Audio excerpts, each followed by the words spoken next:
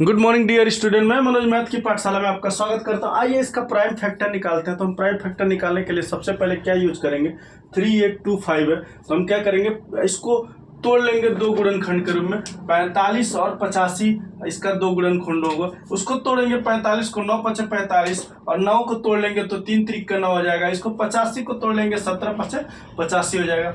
इस तरीके से हम इसको लिख सकते हैं 3 गुणे 3 यानी 9 हो गया और आपका 5 हो गया। और आप लिख सकते हैं फिर 17 गुणे 5, यानी इस तरह से आप कह सकते हैं 3 त्रिक 9, 9 पचे 45 और 17 पचे 85, यानी लिख सकते हैं 3 गुणे 5 गुणे 5 गुणे 17। ये आपका हो गया 3 का स्क्वायर गुणे 5 का स्क्वायर गुणे 17। ये आपका प्राइम फैक्टर हो गया। दोनों तरीके से हमने प्राइम फैक्टर निकाली है।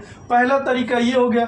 दूसरा तरीका आपका सब में कॉमन तरीका है। दूसरा तरीका सभी को पता है कि 3825 लिखिए और इसका प्राइम फैक्टर निकाल लीजिए। 3 से कटेगा, 3 एकम 3, 3 दूना 6 और आपका 3 दूना 6 बचा 2, 3 7 21 और आपका 3 पचे 15। फिर 3 से काट लीजिए, 3 चौक के 12, 3 दूना 6 और 3 पचे 15।